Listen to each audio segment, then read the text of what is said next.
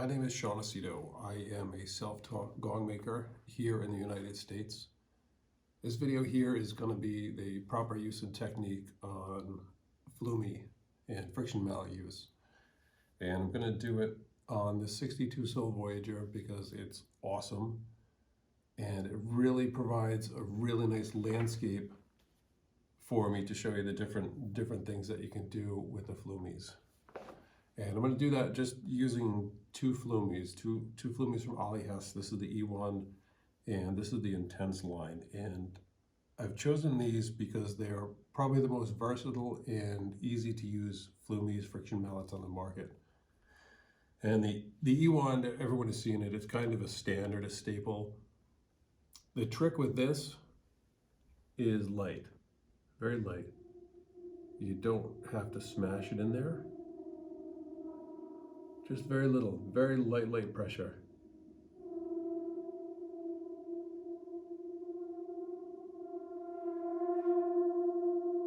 And you can articulate some of the pressure using your pinky on here. And also the thumb and the range that you have. I tend to do a light dragging, so I'll really come back on the handle.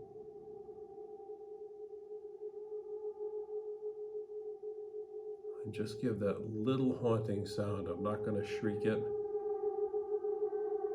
I'm not going to overwhelm everyone with it. And with the Intense line, it's very much the same thing. You're articulating using mostly your thumb and a little bit on your pinky. And you can choke up on it till you get a feel for it.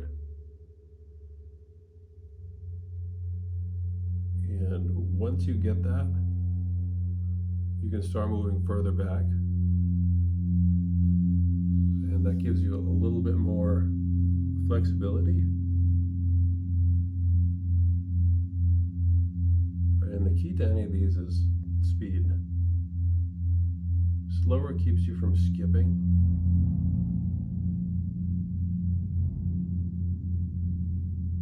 But you can also use it in a percussive manner, where you're allowing it to bounce a little bit on the membrane, which is something I'll do a lot because I want my listeners to be in that state of awe, that place of wonder where they don't recognize the sound. They don't instantly say it's a flumie or a friction mallet.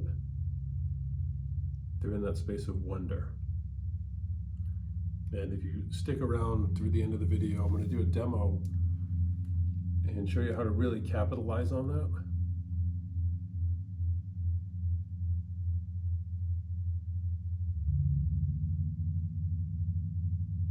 And share with you kind of what I think is probably the best way to use the flumie. Some of these can be very grabby, and I don't find that with the Intense line. It moves pretty nicely. And one of the things I started doing a couple of years ago was rolling it. Especially if it was grabbier, I'll rotate that head while I'm moving along.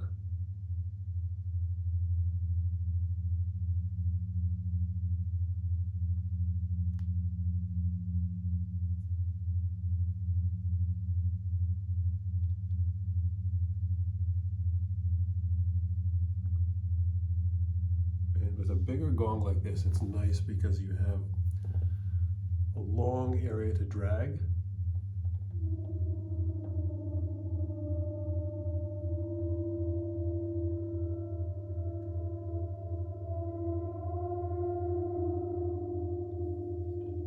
If this were to be representing a 24-inch gong, say, which I think that's how big it is, you have until there.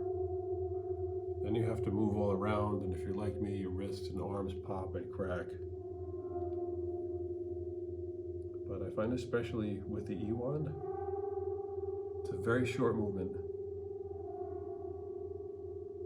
And I like to use them a little bit sideways. It's a much lighter sound.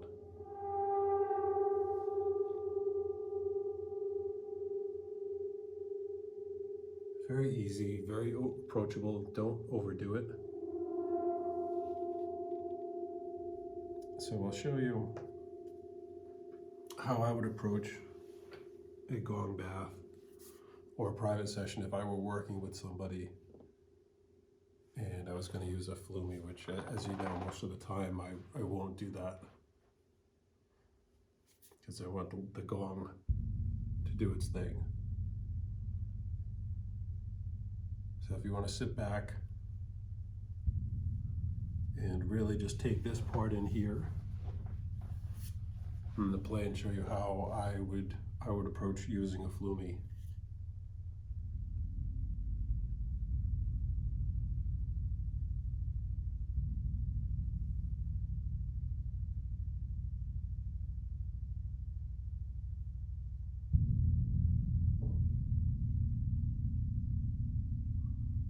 When you get into something this big, you're reeling into some of the sub-octaves, and they're so low that they clear your cache, and you literally forget what the fuck you're doing.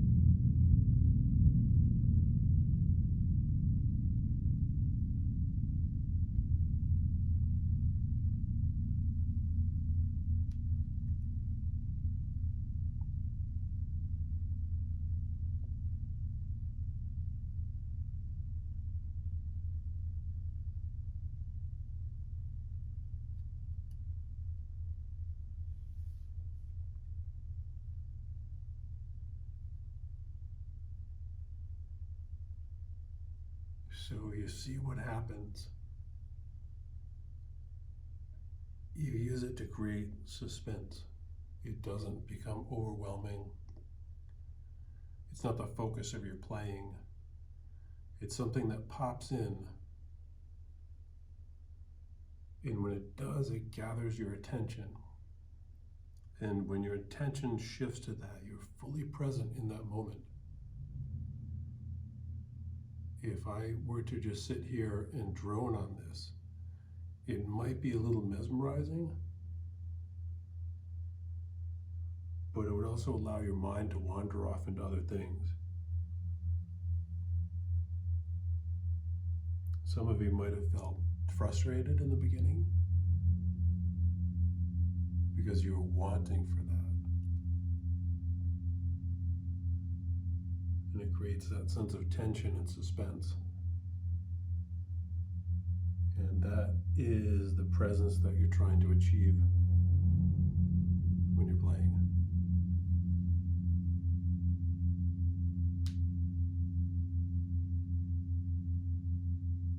So thank you for tuning in and playing along.